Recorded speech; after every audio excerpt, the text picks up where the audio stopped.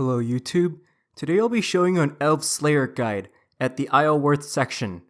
So it's basically south of the Prif Lodestone. There is no Slayer level requirement. So I'm just gonna get into the mechanics. The Elves are very dangerous, and they can use powerful abilities such as bleeds and stuns. They generally hit at least 1k damage. Now they have fairly low HP, so you can kill them fairly fast. And when they die, they actually kneel down instead of drop bones, and then they'll respawn exactly where they died. Okay, so I'm gonna get to my equipment setup. I have a Noxious Scythe.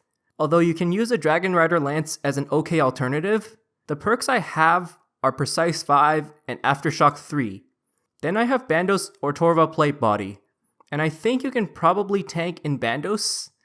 The perks I suggest you put is Clear-Headed 2 or 3, and then Crackling 3 plus Reflexes. Now what the Reflexes perk does is it halves the cooldown and duration of Anticipate. And Clear-Headed also adds an extra second to Anticipate for every rank. Now otherwise these perks are pretty optional because the stun doesn't really last that long. Then I have Bandos Plate Legs, and the perks I have are Genocidal and Biting 2 plus Mobile. Then I have Bandos Gloves, and then Bandos Boots. Although you can use Silverhawk Boots alternatively if you want Agility XP. Then I have Surgeon's Ring, but otherwise Luck of the Dwarves for Hazelmere Signet Chance is okay. If you're struggling to survive, then you may need to use a Leviathan Ring. Then I have Amulet of Souls, and I use this because it heals more HP from using Soul Split. Otherwise you can use Blood Amulet and it works just fine. Then I have Scrimshaw of Vampirism, and this is quite important because this is your secondary healing source. Then I have Vampirism or Penance Aura, which is basically for extra healing. Then I have Elf City Quiver, and that is for prayer bonus. Okay, so I'm gonna get into my inventory setup. So first, I bring Aggression Potions. Then I have Holy Overloads, Weapon Poison ++, Replenishment Potions, Prayer Potions, and I bring a couple of Emergency Food. Now I also have Spring Cleaner plus Alk Runes, because they drop a lot of rune items. Then I have Ring of Vigor and Enhanced Excalibur. For my tool belt, I have a Charming Imp. I also have a legendary pet Beast of Burden, and that is to loot drops for you. And plus you can also store extra food just in case you're struggling to survive. Now the Steel Titan does help for extra DPS. I think Demon Brawlers might also help here too, just to tag them and aggro them. So here are the prayers. The prayers I'm using are Turmoil or the new tier 99 prayer. Then I have Soul Split. And the reason I use Soul Split is because they disable protection prayers pretty often. So because of that, you can't really rely on deflect melee. So I'm gonna get into my action bar. You wanna have Cleave on the first slot, then fill the rest with whatever basics you want. Now I put Tuska's Wrath on the side, just for some quick DPS.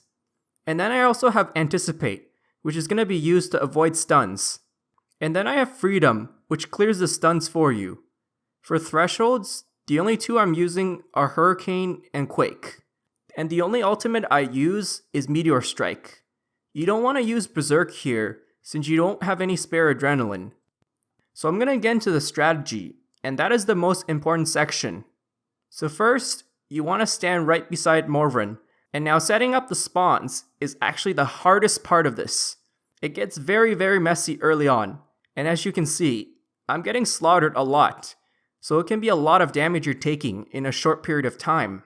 So now that you're there, just tag and lure the guards around the circle, and after you lure them, you want to trap them at the east entrance. There should be 6 guards attracted to you. Now some of the guards may sometimes be stuck on the roads, so you may want to try to tag them and actually try to lure them to the circle. And if they don't follow you, then it means their attack range is just not going to go to Morvran. Some of the worlds you may not be capable of tagging all 6 guards. Sometimes they have 5. I've actually had that happen at one point, so I just simply hopped. So now that you've trapped them to the east side, just use your AoE abilities as often as possible. And the way you trap them should always be within your scythe range. Now once they respawn, they'll usually try to attack you right away, since now you've properly trapped them. If they do move, they will eventually turn around and attack you, Now don't try to chase them unless they move too far. Anticipate sometimes just in case they stun you, and of course freedom when you get stunned. You shouldn't really have to move that much, and really it allows you to area loot. So here are the drops. They mostly drop noted herbs and white berries. They also drop a lot of rune items very commonly, as well as coin piles. You can rarely get crystal weapon seeds or crystal tool seeds, but I mean they're worth hardly anything these days. So in this task, I was able to make 2.4 mil in drops. And I didn't include my crystal tool seed I got. They're mostly spring cleaner and alked items. So this really gets you a whopping 8 mil profit per hour. And that is factoring in the costs of Scrimshaw Vampirism and Divine Charges. So overall in 15.5 minutes, I killed 205 elves. That equates to almost 800 elves per hour killed, 460k Slayer XP per hour, and only 370k melee combat XP per hour. It's slower than Cadarn Elves with Aggression Potion, but it's much safer and more relaxing. And I mean, it's more realistic for a lot of people, since, you probably can't tank all the attacks that the Cadarn do to you, because they generally stun more often and they hit harder. So really, it's a good task for Slayer XP and profit, but I mean the combat XP is pretty terrible. So yeah, thanks for watching and I hope it helps. If I missed anything, feel free to ask.